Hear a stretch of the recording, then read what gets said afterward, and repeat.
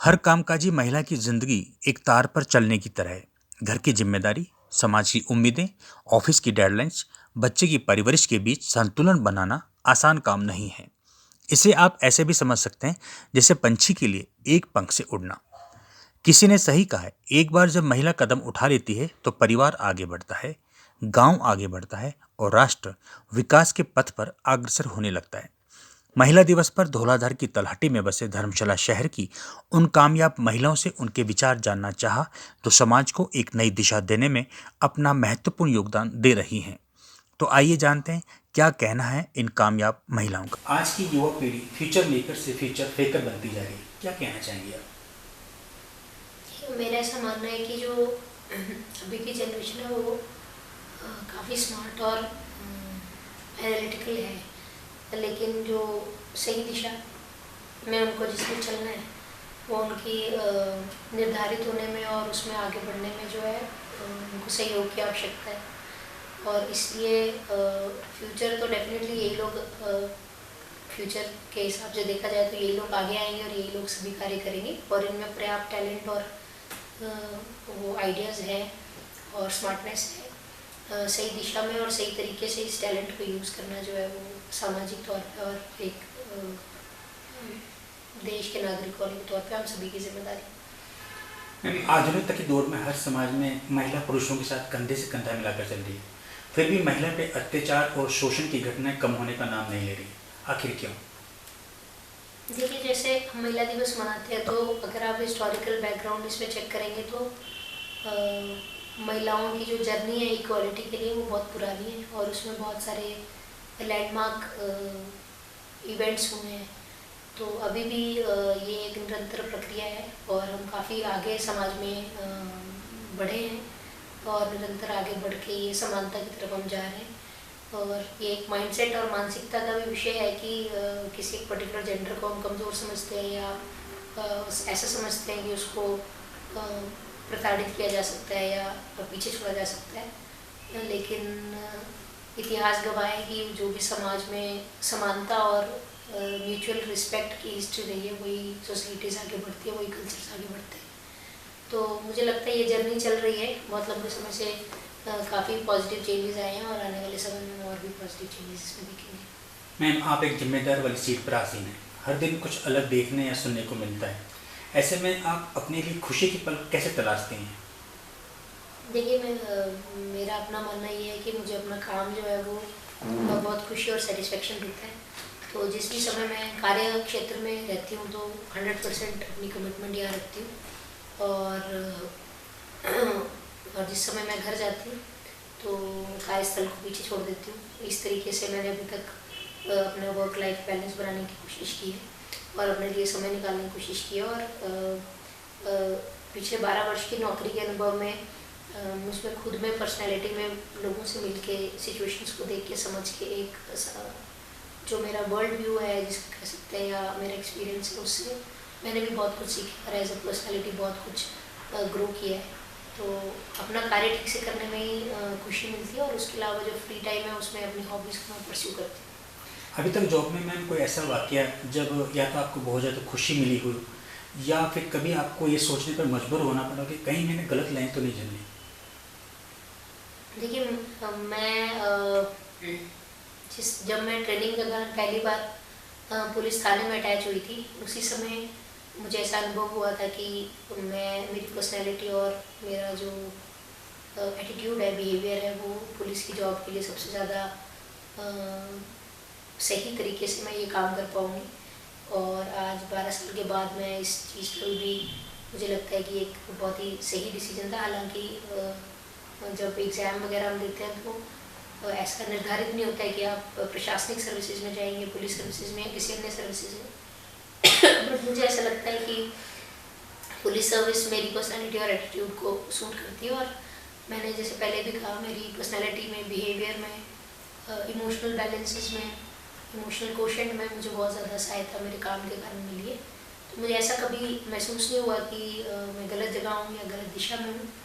और पुलिस की जॉब में अभी तक बहुत सारे ऐसे अनुभव है जिसमें अत्यंत सेटिस्फेक्शन और खुशी की एहसास हुए हैं, जिसमें खासकर कभी कभी हम देखते हैं कि बहुत हीनस क्राइम्स हम डील करते हैं, बहुत छोटे बच्चे क्राइम के विक्टिम्स होते हैं, उनको न्याय की तरफ आगे बढ़ाना, या डे टू डे हर एक दिन कोई भी दिन अभी तक मेरी नौकरी में ऐसा नहीं रहा है जिस दिन मैंने कोई सकारात्मक और पॉजिटिव कार्य नहीं किया है।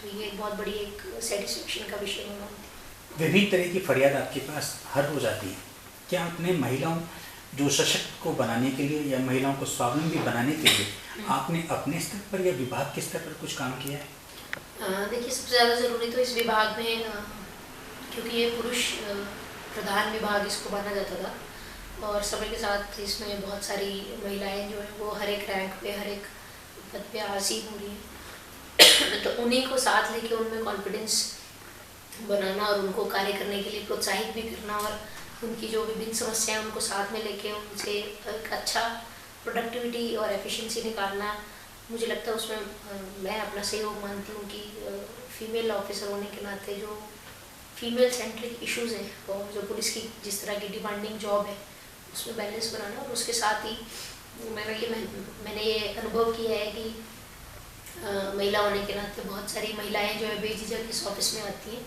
और अपनी पर्सनल या कोई और उनको इश्यूज़ हैं उनको शेयर करते हैं, उनको हम समाधान भी करते हैं। अभी कांगड़ा ज़िले में हमने एक प्रोजेक्ट यहाँ पे चलाया है जिसका अधिवा नाम से हम कहते हैं, against domestic and institutional violence and abuse.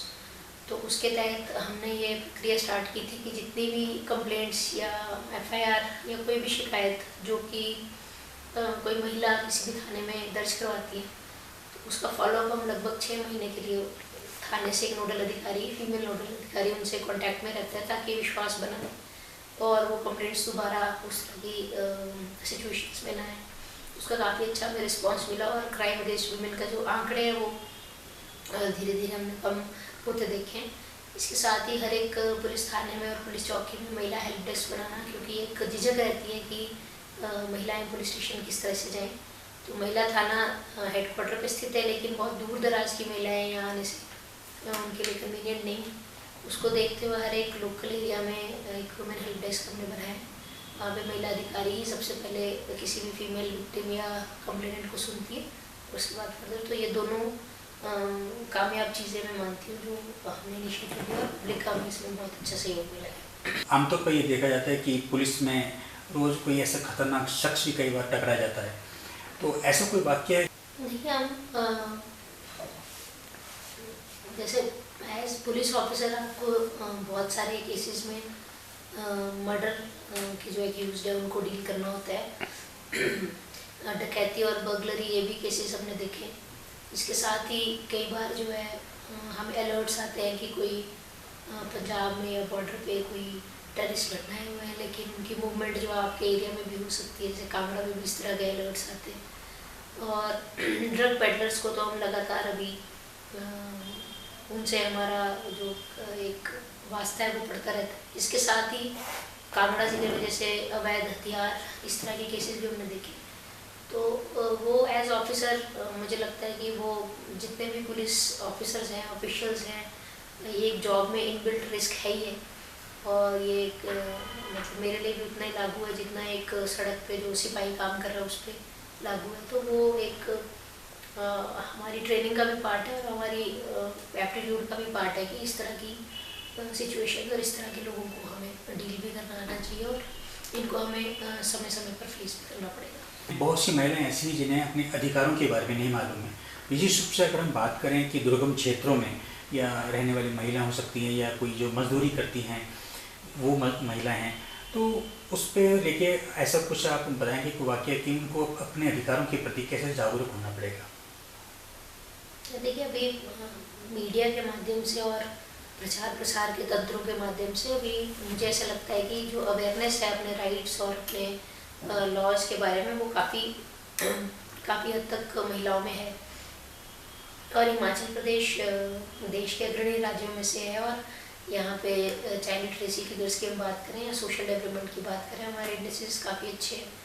तो दूर दराज के इलाकों में भी महिला जो है काफ़ी जागरूक है, लेकिन फिर भी ऐसे भी इंस्टेंसेस आए हैं जब उनकी कोई समस्याएं हैं तो वो खुल के उसके विषय में उन्होंने चर्चा ना की हो या रिपोर्टेज कम है, तो उस पर हम पुलिस की टीम से भी अवेयरनेस, लीगल सर्विसेज की तरफ से भी अवेयरनेस, मीडिया के माध्यम से अवेयरनेस ये लगातार जारी रहती है।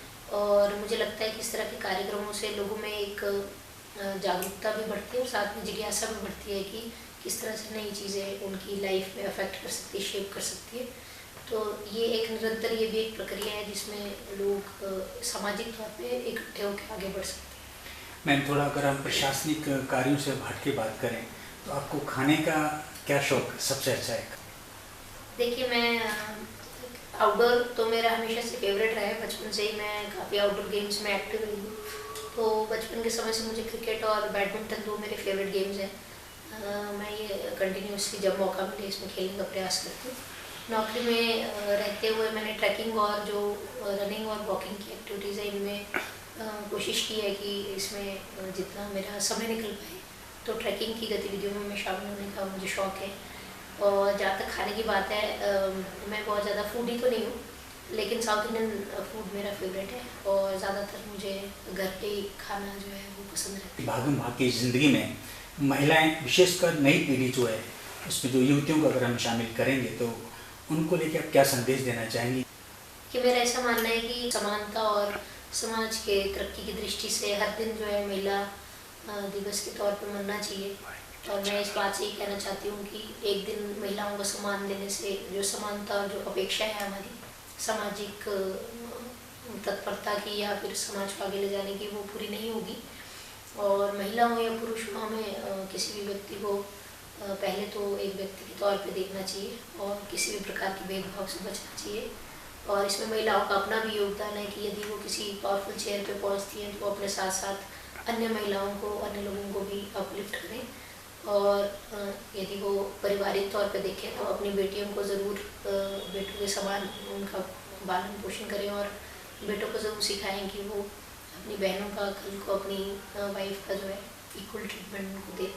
तो हाँ, महिलाएं समाज का 50% है और 50% यदि पॉजिटिव माइंडसेट और आगे बढ़ने की दृष्टि से आगे एक दूसरे को अपलिफ्ट करेंगे तो डेफिनेटली जो है समाज आगे बढ़ेगा। इस बारे में ये कहना चाहूँगी कि महिलाएं या स्त्रियां कुछ स्पेशल विशेष पावर्स के साथ जन्म लेती हैं और घर, परिवार, स्नेह, बच्चे, ये सब चीज़ समाज के प्रति हमारे जो उत्तरदायित्व है वो कुछ स्वतः ही हमारे अंदर ही शायद इनबिल्ट होता है और उसको निभाने में कोई दिक्कत कभी आती नहीं है। समय के साथ साथ समय बदला, रिस्पॉन्सिबिलिटीज़ जो हैं वो बदलने शुरू हो गई हैं महिलाओं के लिए, समाज के प्रति, प्रोफेशन के प्रति। अब बहुत सारी महिलाएं जो हैं घर से चार दीवारी लांघ करके बाहर आई हैं और पुरुषों के साथ कंधे से कंधा मिला करके अपने समाज के प्रति जो उत्तरदायित्व हैं, देश के प्रति जो उत्तरदायित्व हैं, उनको सही ढंग से निभा पा रही हैं। उसके लिए जो है कहीं ना कहीं परिवारों का समर्थन, उनका सपोर्ट भी ज़रूरी रहता है और जो आपका साथी है, आपका जो पार्टनर है, उनका सपोर्ट भी ज़रूरी रहता है। उसके बिना शायद ये उपलब्धियां जो हैं वो ना हो पाती। कहीं ना कहीं धीरे धीरे जो है हमारा समाज भी इसके लिए जो है हकदार है तारीफ़ का कि उन्होंने समाज जो है इस तरह से बदला कि महिलाओं को भी इक्वल अपॉर्चुनिटीज़ भी दी और उनको उनकी जो कंट्रीब्यूशन है उसको एक्नॉलेज भी किया। मैम, आप मेडिकल के क्षेत्र में आई हैं और इतने वर्षों से आप समाज को सेवाएं दे रही हैं। क्या कभी आपको ऐसा नहीं लगा कि मुझे प्रशासनिक अधिकारी के तौर पे भी अपनी किस्मत आजमानी चाहिए? जी नहीं। जब वो आयु थी जब हम अपना प्रोफेशन चुन रहे थे, तो उस वक्त जब जैसे कहते हैं मेडिकल कॉलेज में जाकर के पढ़ने का जब मौका मिला तो एक बहुत बहुत अच्छी फीलिंग हुई थी उस वक्त। वो उम्र भी ऐसी होती है कि बचपन था, आदर्शवादी होते हैं और ये सोचा था कि हाँ, हम अपनी किसी न किसी कुछ ना कुछ समाज के लिए, कुछ ना कुछ देश के लिए करना चाहेंगे और साथ में कहीं ना कहीं उसमें अपना भी उपलब्धि नज़र आई थी। जिस प्रोफेशन को चुना उसको भली भांति सोच समझ के चुना था। ऐसा लगता था कि इस प्रोफेशन के प्रति जो है मैं अपना 100% जो है वो दे पाऊँगी। तो इस बात का कभी ऐसा बुरा नहीं लगा, कभी कोई ऐसा अफसोस नहीं हुआ कि हाँ, मैंने गलत प्रोफेशन में मैं आ गई हूँ। मुझे लगता है हर प्रोफेशन में जाने के लिए कुछ ना कुछ आपके अंदर कोई गुण बोलूँगी या कुछ आपको अंदर से भावना आनी चाहिए कि हाँ ये प्रोफेशन जो मेरे लिए सही है। तो मुझे लगता है जिस प्रोफेशन को मैंने चुना वो मेरे लिए सही रहा है। मैम, आपने अपने स्तर पर या अपने विभाग के स्तर पर महिलाओं के उत्थान के लिए कुछ काम किया आपने? हमारा प्रोफेशन जो था, अगर मैं कहूँ चिकित्सा क्षेत्र जो है उसमें कभी भी वो पुरुष प्रधान नहीं रह सकता था। हमारा प्रोफेशन ही ऐसा है जहाँ पर आप सोचें कि एक नर्स के बिना कोई अस्पताल, कोई हेल्थ केयर सिस्टम चल ही नहीं सकता। तो ये प्रोफेशन में अंदर से ही ऐसा था, क्योंकि प्रोफेशन जो है ये ऐसा है जहाँ पे दया, करुणा, सेवा, ये भाव अंदर से आने चाहिए। कहीं ना कहीं वो अपने आप ही हमारे अंदर रहते हैं, औरतों के अंदर। जो पुरुष भी इस प्रोफेशन को चुनते हैं, कहीं ना कहीं ये भावनाएं, ये स्ट्रेंथ्स उनकी भी रही होती है। सो मैं ऐसा समझती हूँ कि मेरे प्रोफेशनल क्षेत्र में मुझे कभी ऐसा महसूस नहीं हुआ कि हाँ, जब हम लोग पढ़ते थे कुछ एक विषय होते थे जो पुरुष प्रधान होते थे। सर्जरी जनरल है, ऑर्थोपेडिक्स है, उनको पुरुष प्रधान विषय माना जाता था। गायनी, ऑब्स्टेट्रिक्स, पीडियाट्रिक्स, मेडिसिन, इनको स्त्री प्रधान माना जाता था। धीरे धीरे मेरे देखते देखते ही ऐसा नहीं रहा है। ये जो पुरुष प्रधान विषय थे उसमें स्त्रियाँ चली गईं, जो स्त्री प्रधान थे इसमें पुरुष भी आ गए हैं। सो ऐसा इस प्रोफेशन में कभी हुआ नहीं। रही बात इनकरेज करने की, तो जहाँ पे भी हमें मौका मिलता है पब्लिक के साथ इंटरेक्ट करने का, ओपीडी से लेकर के जब आप पब्लिक को संबोधित करते हैं किसी भी प्लेटफॉर्म पे, तो वो मौका मिलता रहा है। और हमेशा हमने ये मतलब सिर्फ अपनी बात नहीं करती हूँ, जितनी भी महिलाएं हमारे साथ रही हैं, हम हमेशा इनकरेज करते थे जब भी स्त्रियाँ आती थी अपनी अलग अलग प्रॉब्लम्स को लेके, कि सिर्फ हम उनके स्वास्थ्य की बात ही ना करें, इन जनरल उनके उत्थान की बात भी हो। मैम, आज की युवा पीढ़ी फ्यूचर मेकर से फ्यूचर फेकर बनती जा रही है, कैसे देखती हैं आप इसे?